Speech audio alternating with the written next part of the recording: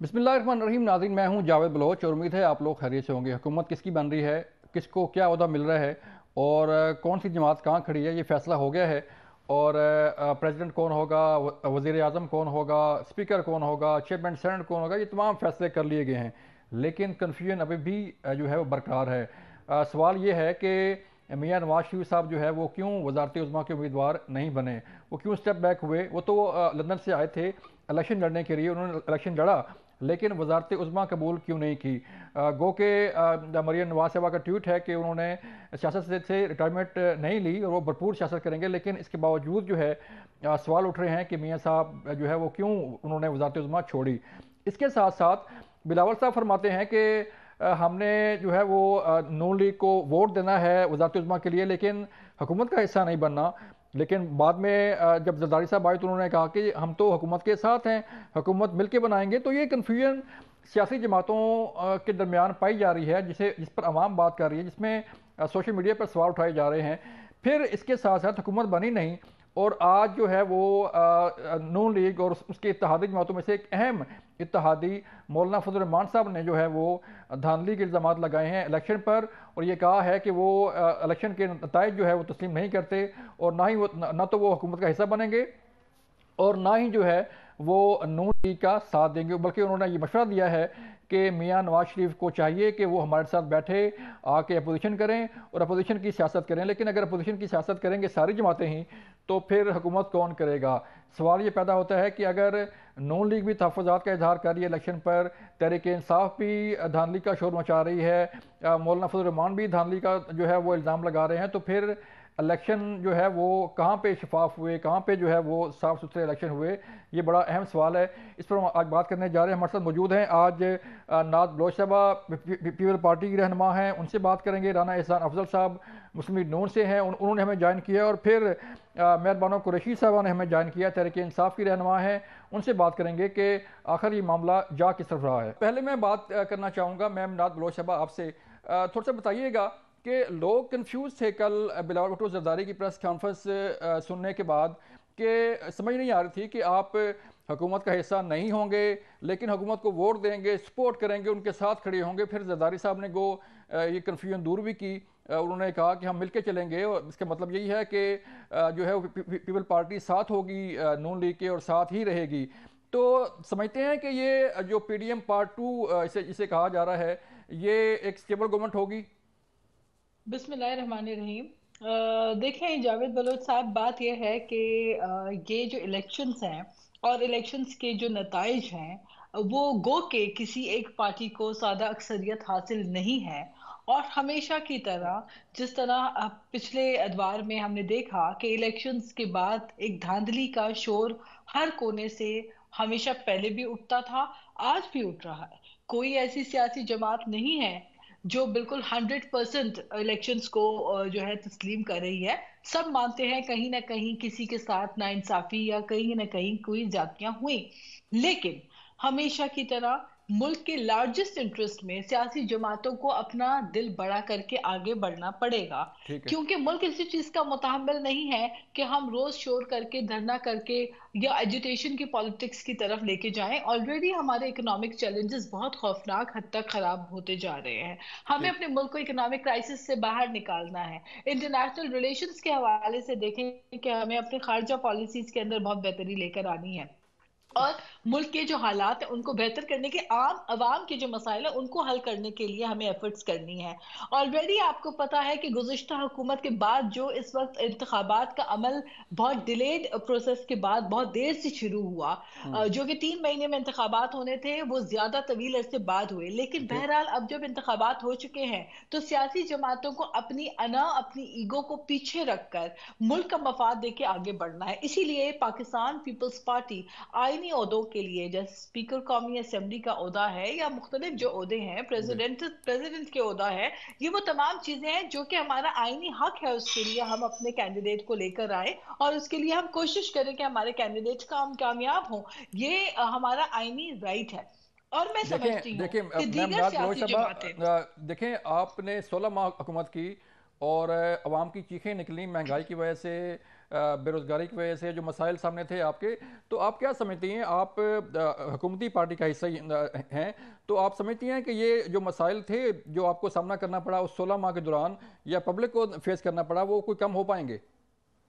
देखिए, उस वक़्त तो जो हालात थे, जिस हालात के पेश नज़र हुकूमत बनी और फिर उसके बाद वोट ऑफ नो कॉन्फिडेंस के बाद जो पीडीएम और फिर उसके बाद पीपल्स पार्टी डेफ़िनेटली हम उस वक़्त की हुकूमत में वज़ारत ख़ारिजा हमारे पास रही, क्लाइमेट चेंज की मिनिस्ट्री हमारे पास रही, लेकिन फाइनेंस मिनिस्ट्री हमारे पास तो नहीं थी। उन चीज़ों की डेफ़िनेटली जवाबदेही पीएमएलएन को करनी पड़ेगी और ठीक हमने है। जहाँ-जहाँ कंसर्न थे, हम तब भी बात करते थे और फिर आप ये ठीक है। भी याद रखिए कि पूरी दैट्स ट्रू। अपनी इलेक्शन की तमाम पूरी कैंपेन के दौरान बिलावल भुट्टो साहब ने वाज़े तौर पे डिफरेंशिएट किया कि पीपल्स पार्टी किस तरह असूली तौर पे पोजीशन हमारा मुख्तलिफ है चले, मैं दीगर मेहरबानों को जमातों के मैं साथ। मेहरबानों कुरैशी जी, को भी शामिल गुफ्तगू करना चाहूँगा। मेहरबानों, आप बताइएगा कि जी। जो तहरीक इंसाफ है, अब ज़ाहिर बात है, अब जो सूरत नज़र आ रही है, आप अपोजिशन में बैठेंगे और अपोजिशन लीडर भी ज़ाहिर बात है आपका ही होगा, जो फिगर नज़र आ रहे हैं, तो क्या समझती हैं आप? तो कौमी असम्बली का हिस्सा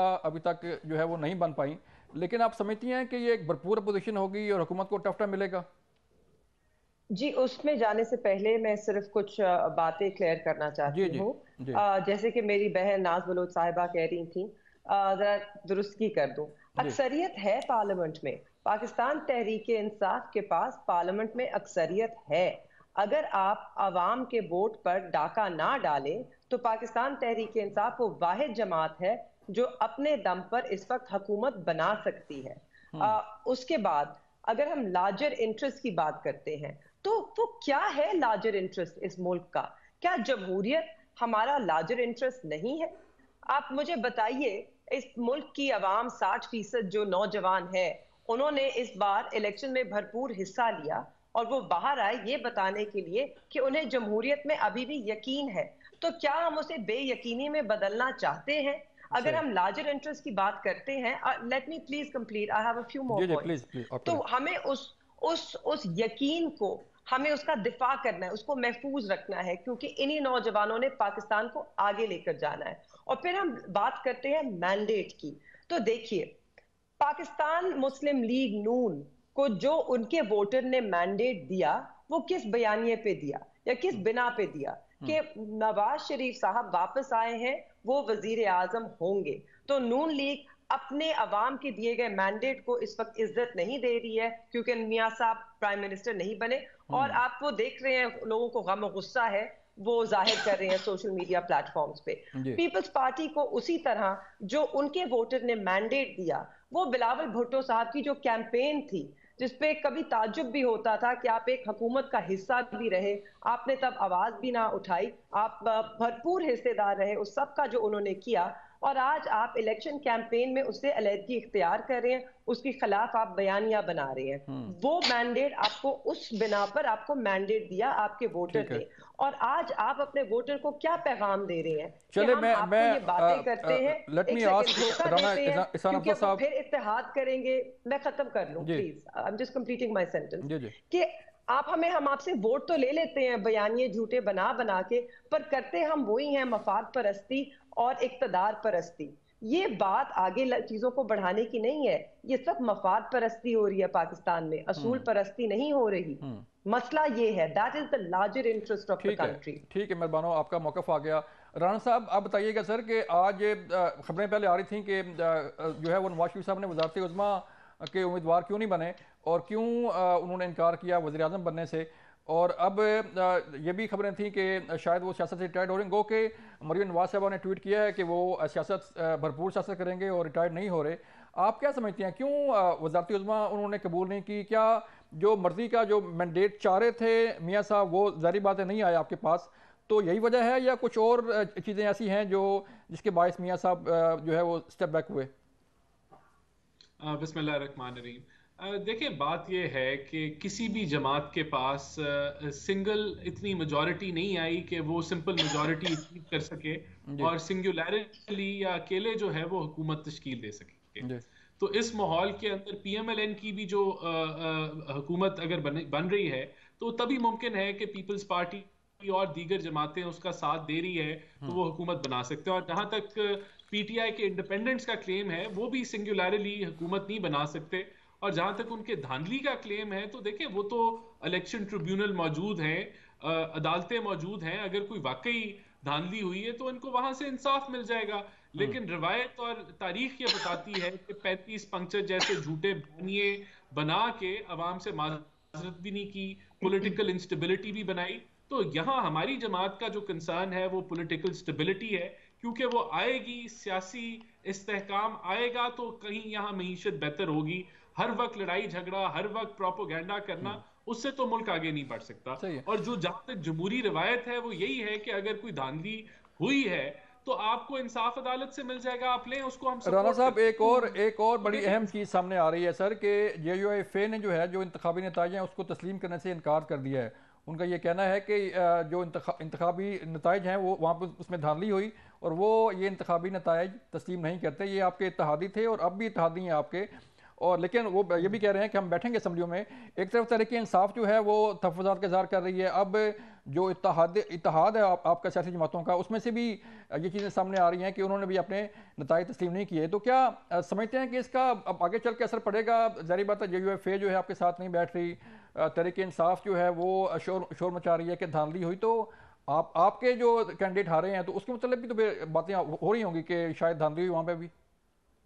मैं कुछ ऐड कर दूं उससे पहले कि एहसन साहब जवाब दें।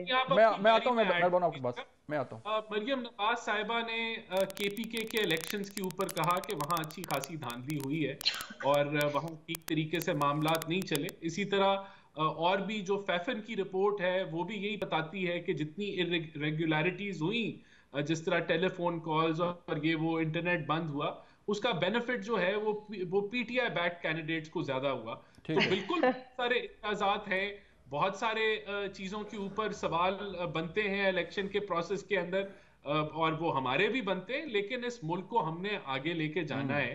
अगर इस मुल्क के अंदर लड़ाई झगड़ा ही रहा और जो अगर कोई इरेगुलरिटीज हैं, अगर किसी के पास शवाहिद हैं, तो उसका एक तर्ज है, तरीका है कि वो रेजोल्यूशन की तरफ आप बढ़ जाएं।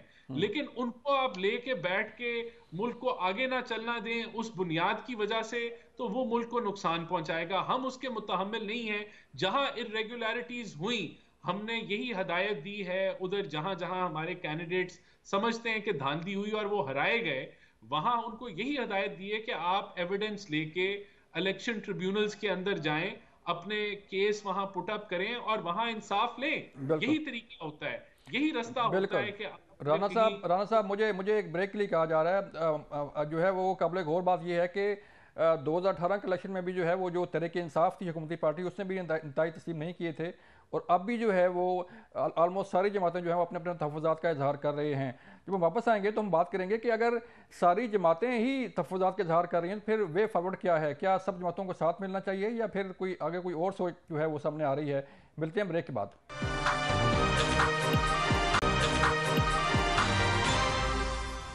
वेलकम बैक नाज़रीन। मौलाना फजल रहमान साहब ने फरमाया है कि मैं दावत देता हूँ नवाज शरीफ साहब को कि वो आएँ और जो है अपोजिशन में मिलकर बैठते हैं और अपोजिशन की सियासत करते हैं। हुकूमत जो है वो कौन बनाएगा इस सारी सूरत हाल में, ये नहीं बताया मौलाना ने कि आखिर अगर नून लीग बैठेगी अपोजिशन में, पीपल पार्टी जो है वो उनके साथ बैठ जाएगी, तो फिर आखिर हुकूमत कौन बनाएगा? मेहरबानो आप बताइएगा कि आपको भी तहफ़्फ़ुज़ात हैं इलेक्शन पर, धांधली के आपने इल्ज़ाम भी लगाए। राना एहसान साहब भी कह रहे हैं कि हमें भी तहफ़्फ़ुज़ात का इज़हार है, हम भी तहफ़्फ़ुज़ात का इज़हार कर रहे हैं कि जो है वो कुछ ऐसे हल्के थे कि जिसमें जो है वो शायद इलेक्शन ठीक नहीं हुए। तो इसी तरह बाकी जो जमातें हैं वो भी कर रही हैं। तो वे फॉरवर्ड क्या है? अगर सारी जमातें धांधली का इल्ज़ाम लगाएंगी तो फिर कैसे आगे बढ़ेंगे? देखिए यही बात है वे फॉरवर्ड की।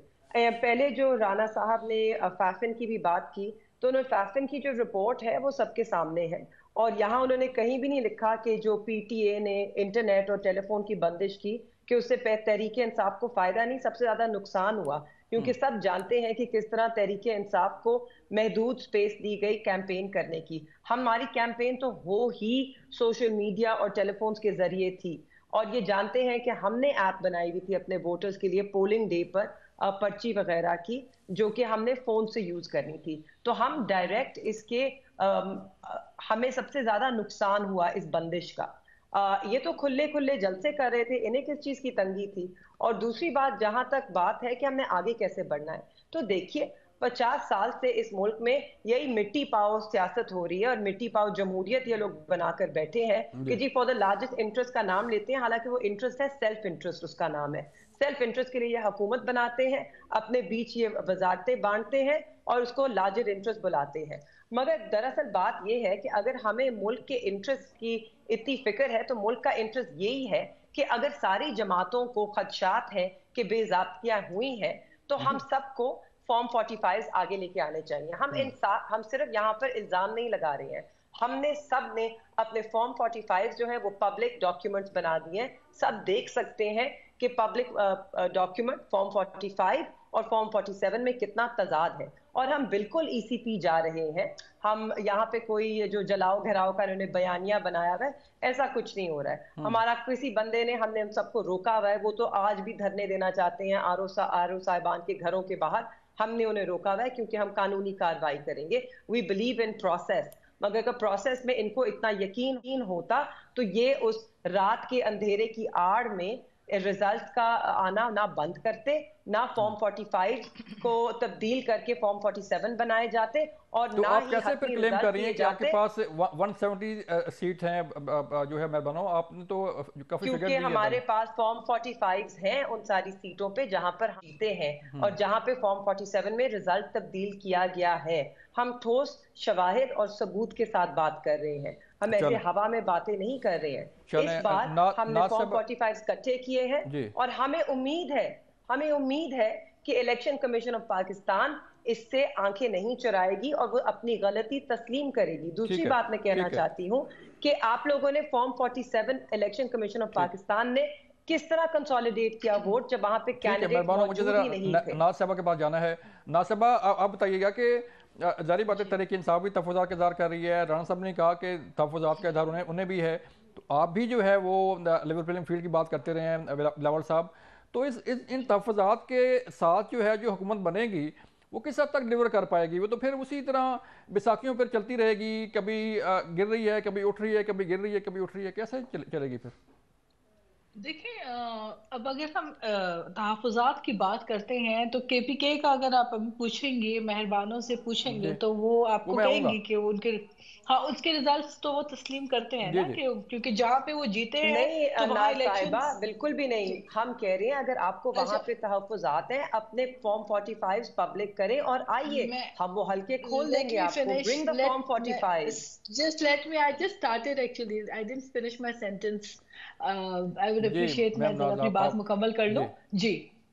देखिए, बात यह है कि ये बात एक दुरुस्त हकीकत है कि जो सियासी जमात जहां से जीतती है वहां के नतीजों को एक्सेप्ट करती है, लेकिन ये कि ओवरऑल जनरली ये बात भी दुरुस्त है कि इलेक्शन में बेज़ाब्तगियां जो है वो नजर आई भी हैं और उसके ऊपर लोगों के कंसर्न्स भी हैं, जिसको लेकर इलेक्शन कमीशन या ट्राइब्यूनल में जाके अभी आगे मजीद इसकी कार्रवाइयां और इसका प्रोसेस चलता रहेगा।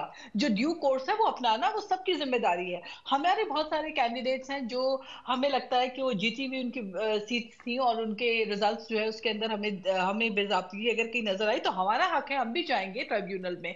लेकिन बात यह है कि हमेशा एजिटेशन, नाराजगी और प्रोटेस्ट और एहतजाज की सियासत जो है उसका पाकिस्तान को फायदा नहीं है। ग्रीवेंसेस बहुत सौ के होते हैं, बहुत सी पॉलिटिकल, आप मौलाना फजलुर रहमान की बात कर रहे हैं, वो इस वक्त जो है नाराज बैठे में, बहुत सारी सियासी जमातों के अपने इश्यूज हैं, लेकिन वे फॉरवर्ड क्या है? क्या वे फॉरवर्ड ये है कि हम हर वक्त जो है वो एक एजुटेशन की पॉलिटिक्स करके एक ऑलरेडी पोलराइज्ड और डिवाइडेड जो एक डिवीजन की पॉलिटिक्स हुई है उसके अंदर मजीद हम जो है बढ़ावा दें, या हम आगे कोई रास्ता ऐसा निकालें जिसके अंदर पार्लियामेंट के अंदर रहते हुए हम अपनी आवाज भी बुलंद करें? देखिए, पीपल्स पार्टी ने 2013 के धरनों में भी पीटीआई को कहा था कि पार्लियामेंट में आके इस पार्लियामेंट को इज्जत दें, यहाँ आके अपनी आवाज उठाएं, हम आपका साथ देंगे। लेकिन PTI that time chose to do politics of protest and agitation की सियासत, प्रोटेस्ट की सियासत। लेकिन मैं गुजारिश मुकम्मल कर लूं, मैं अपनी बात मुकम्मल कर लूं। बात यह है कि हर पॉलिटिकल पार्टी का अपना तरीका। अगर आप मुझसे पूछते हैं, मैं तो ये भी कहूंगी कि अदम एतमाद के बाद भी पीटीआई को नाराज होकर बाहर निकलने के बजाय पार्लियामेंट में रह के ऑपोजिशन करनी चाहिए थी, लेकिन उनकी सोच कुछ और है। क्योंकि पार्लियामेंट का फोरम वो फोरम होता है जिसको छोड़ना बहुत, मैं समझती हूँ कि गलत फैसला होता है किसी भी सियासी जमात का। आपको पार्लियामेंट के अंदर रहकर इस पार्लियामेंट को तकवीत देनी चाहिए और यहीं में बैठकर मिलकर अपने इलेक्टोरल रिफॉर्म्स के लिए आगे बढ़ के काम करना चाहिए। जो पिछले हुकूमत में 3.5 साल हमने देखा, उसमें यह था कि PTI preferred not to speak to any political party. उन्होंने सोलो फ्लाइट की, सोलो तो नहीं थी वो, तो उनके पास तमाम इलेक्टेबल्स आ गए थे। आप देखें ना कि खुसरो बख्तियार हो गए, गुलाम सरवर हो गए, या जितने भी पुराने लोग जो हर दौरे हुकूमत में, उमर अयूब हो गए, ये तमाम वो लोग जो हर दौर में वजारत लेते हैं, उन्हीं को बिठा आप मेहरबानों क्या कहना चाह रही हैं? फिर आपने देखिए ना, आपने खुद मिस्टेक्स की। आपने पंजाब में बोलदार को बिठा दिया। अब उधर आपकी सीट अगर कम हुई तो उसकी रिस्पॉन्सिबिलिटी किसी और की नहीं है। लेकिन अगर आज भी पीटीआई ये समझती है कि उनके नंबर ज्यादा है, अगर मेरी बहन मेहरबानों को लगता है उनके नंबर्स ज्यादा हैं, तो बिल्कुल वो अपने नंबर्स को इकट्ठा करें, अपनी मैथमेटिक्स और कैलकुलेशंस को बिल्कुल दुरुस्त करके आए और आके पार्लियामेंट में प्रूव करें और वज़ारत उज़्मा का मनसब ले लें। बात नंबरिंग की है, it's a number game. Whoever has the numbers has the right to form government। चलें मेहरबानों, आप बोलें क्या कह रही हैं? जी, मैं कहना चाहती हूँ, अगर हम आगे का रास्ता निकालना चाहते हैं, देखिए अगर हम कहते हैं ये बेज़ाब्तियां होती रही हैं, इसी तरह चलता है, हमें आगे बढ़ना है, तो यही सारा मसला है कि हम आगे बढ़ते जा रहे हैं मगर हम कुछ करेक्ट नहीं करते, वही गलतियां दोबारा होती हैं। तो आज हम आपको कह रहे हैं, अगर आप आगे का रास्ता निकालना चाहते हैं, आगे का रास्ता ये है कि हर कोई सामने आए। अगर आपको केपीके में तहफ़्फ़ुज़ात हैं और आप कहते हैं कि यहाँ पे बेज़ाब्ती हुई है, तो हमारी तरह अपने फॉर्म 45 लेकर आइए और हमें बताइए, हम आपके साथ कोऑपरेट करेंगे, हम वो हल्के खोल देंगे, हम वहां पर रिकाउंट करा देंगे। लेकिन मेहरबानों, ये भी तो हकीकत है ना, ये भी तो रियलिटी है। आप देखें कि मुल्तान से जहांगीर तरीन हार गए, फैसलाबाद से राना सनाउल्लाह हार गए, गुजरांवाला से खुर्रम दस्तगीर हार गए, साद रफीक हार गए, तो फिर वहां भी तो धांधली तो नहीं हुई ना, तो वोट डाला गया? नहीं जी, वो बिल्कुल हमें पहले उनकी शिकस्त नजर आ रही थी, अनपॉपुलर। मगर मैं आपको कुछ और कह रही हूँ, मैं ये नहीं कह रही कि सिर्फ जो हारा है वो कह दे कि धांधली हुई है। हम ये नहीं कह रहे हैं, हम यहाँ पर फॉर्म 45 लेकर आए हैं। हम कह रहे हैं, देखिए हार जीत होती है सियासत में, हर कोई ग्रेसफुली तस्लीम करता है, मगर जब मेरे पास फॉर्म 45 हैं जिनकी अदादो शुमार कुछ और है और रिजल्ट जो है उसमें इतना बड़ा तजाद है, वहां पर कुछ और निकल रहा है, तो हमारा हक बनता है कि जमहूरियत भी इसी तरह मजबूत होगी कि ये बेज़ाब्तियां जब खत्म होंगी। तो हम यही कह रहे हैं, आपको अगर कहीं पे खदशा है, आप अपने फॉर्म 45 पब्लिक कीजिए। हमने तो कर दिए हैं, हम सबूत के साथ बात करें। हम यहाँ पर महाजराई करने नहीं आए, ना ही हम कोई कशीदगी चाह रहे हैं। हम तो पार्लियामेंट में अगर ऐसे ही है, हम तो ऑपोजिशन में राना साहब फिर क्या डिमांड करेंगे? राना एहसान साहब, राना साहब फिर डिमांड करेंगे कि 35 पंक्चर जो है वो केपी के अंदर तो नहीं लगे? नहीं, देखिए, आप आइए फॉर्म 45 लेकर आइए तो सही। 35 पंक्चर तो बोगस निकले थे जी। 35 पंक्चर तो राना साहब, put your money where your mouth is. देखिए, 35 पंक्चर तो झूठ निकला था और 35 पंक्चर के ऊपर तो अवाम से माजरत करनी थी, जो माजरत भी नहीं की। उसके बाद बहुत सारा प्रोपेगेंडा किया गया, बहुत सारे बयानिए बनाए गए जो झूठे साबित हुए। अब अगर ये फॉर्म 45 के जो मामलात हैं, क्या पब्लिक ने डिसाइड करना है कि ये ठीक है या गलत है? क्या मीडिया ने डिसाइड करना है कि ये फॉर्म 45 ठीक है या गलत है? भाई, ये तो इलेक्शन ट्रिब्यूनल ने इदारे इसलिए बने। नहीं, ये तो इलेक्शन ट्रिब्यूनल ने डिसाइड करने। तो अब आप जो है इलेक्शन ट्रिब्यूनल में जाएं, उसके बाद अदालतों के दरवाजे खुले, उन्होंने डिसाइड करने। हमने ना पीटीआई के पास जाना है फॉर्म 45 लेके अपने, अगर हमारे कोई मसाइल हैं, ना अदालत से रिलीफ मिल जाएगी। अब हमें मुल्क को आगे लेके चलना है। इलेक्शन हो गए कि जी सबसे ज्यादा इंडिपेंडेंट जीते, दूसरी तरफ जहां आप हार गए वहां कहते हैं धांधली हुई। भाई, इस तरह ये मुल्क नहीं चल सकता। आपने मुल्क को आगे बढ़ाना है और हम आगे बढ़ रहे हैं। हम चाहते हैं, देखें, हमने तो यहां तक दावत दी, शहबाज शरीफ साहब ने कहा कि बनाए इंडिपेंडेंस, अगर इंडिपेंडेंस हुकूमत बनाना चाहते हैं बना ले। लेकिन इनका तो बयानिया ये कि ना हमने पीपल्स पार्टी से बात करनी है, ना हमने एमक्यूएम से करनी है, ना पीएमएलएन से करनी है, तो फिर तो आपकी नंबर गेम ही नहीं बिल्कुल। मुकम्मल। आपने कहां से हुकूमत राणा बनाई? साहब, मुझे एक जब ब्रेक के लिए आपकी कहा जा रहा है सर, मुझे एक ब्रेक के लिए कहा जा रहा है। जब हम ब्रेक से वापस आएंगे तो फिर पूछेंगे अपने पैनल से कि सियासत तो होती है बातचीत करने से, और जो सियासी अमल का हिस्सा नहीं बनते तो फिर वो कैसे सियासत करेंगे, कैसे हुकूमत करेंगे और कैसे अवाम के मसाइल हल करेंगे। मिलते हैं ब्रेक के बाद। वेलकम बैक नाज़रीन। हम बात कर रहे थे कि सियासत जो है वो किस तरफ जा रही है। कौमी असम्बली का इजलास बुलाने की तैयारियां हो रही हैं, लेकिन नून लीग के जो इत्तेहादी थे वो छोड़ रहे हैं। उसकी वजह समझ नहीं आ रही। शायद उन्हें भी मतलूबा नताइज नहीं मिले। वो भी धांधली का जो है वो इल्ज़ाम लगा रहे हैं। मौलाना फजल रहमान साहब जो है बड़े इत्तेहादी थे नून लीग के, PDM हुकूमत के, लेकिन अब जो है वो उन्हें जो है वो साथ नहीं देना चाह रहे और अपोजिशन करना चाह रहे हैं। राणा साहब, ये तो अभी हुकूमत बनी नहीं आपकी, और इत्तेहादी जो हैं वो आपको छोड़े जा रहे हैं। प्रेस कॉन्फ्रेंस थी, उसमें 2/3 जो इलेक्टेड मेंबर्स हैं वो बैठे हुए थे, वो मौजूद थे। तो हुकूमत कंफर्टेबली बन रही है और उसमें कोई रुकावट नहीं है, कोई उसमें कंफ्यूजन नहीं है। और ये जितनी भी जमातें हैं, ये इनका इत्तेफाक इस बुनियाद पे है कि मुल्क को पॉलिटिकल स्टेबिलिटी चाहिए है, मुल्क संगीन माशी बहरान में है और हमने इसको इससे निकालना है और हमने मुल्क को आगे लेके जाना है। तो डेफिनेटली जो मामलात हैं, हर जगह कहीं खुशी मनाई जा रही है, कहीं गम मनाया जा रहा है, कोई हार गया है, कोई जीत गया है। ये मामलात के हर जगह प्लेटफॉर्म्स अवेलेबल हैं, जहां लोगों के मसाइल हल होंगे वहां होते रहेंगे। बाद में पार्लियामेंट के अंदर भी जो है कमेटी बनाई जा सकती है जो इलेक्शन के रिजल्ट्स को रिव्यू कर सकती है। बहुत सारे मामलात तरीके से इन इश्यूज को रिजॉल्व किया जा सकता है। हाँ, लेकिन मुल्क को आगे बढ़ना है, मुल्क के लिए मुल्क नहीं रुक सकता, मुल्क को अब हील करना है, आगे बढ़ना है। और मेरे ख्याल से ओवरऑल जो जितनी जमातें हैं उनकी यही सोच है, जो कि एक पॉजिटिव सोच है, और इसी को लेके हम आगे बढ़ेंगे। लेकिन राणा साहब, आपको बड़ी एक तगड़ी अपोजिशन का सामना करना पड़ेगा। जो तहरीक इंसाफ के अरकान हैं वो इस मूड में है कि वो बड़ी अग्रेसिव अपोजिशन करेंगे। अच्छी बात है। देखें, जो जमहूरी निज़ाम है उसमें हुकूमत और ऑपोजिशन का तगड़ा होना ये तो पॉजिटिव है। अगर तगड़ी ऑपोजिशन होगी तो ओवरसाइट अच्छी होगी हुकूमत पे। हुकूमत अगर अपनी गलतियां करेगी तो उस पर तनकीद होगी, हुकूमत उससे सीखेगी। तो इस चीज को तो हम वेलकम करते हैं और यही जमहूरी रिवायत है जिसका हिस्सा PTI पहले नहीं बनी और उन्होंने 2 असेंबलियां डिसॉल्व कर दी और एक असेंबली से वो बाहर चले गए। उन्होंने मीर जाफर मीर सादिक की सियासत की, 9 मई की सियासत की, उन्होंने प्रोपेगेंडा की, साइफर की सियासत की। सामना करना मुतनाज़ा है, उन्हें खोले और बात कीजिए, तो हम इनसे भी बात करेंगे। हमने इनको एक्सक्लूड इसलिए किया है क्योंकि इस वक्त इनकी तरफ से एक आवाज नहीं उठी कि जी ये पाकिस्तान का सबसे गैर शफाफ इलेक्शन था। इसमें pre poll rigging, post poll rigging, आपने एक जमात को मफलूज किया, महदूद किया, उसका निशान छीना, उनके ऊपर पर्चे हुए। बिल्कुल कोई कंपैरिजन नहीं है 2018।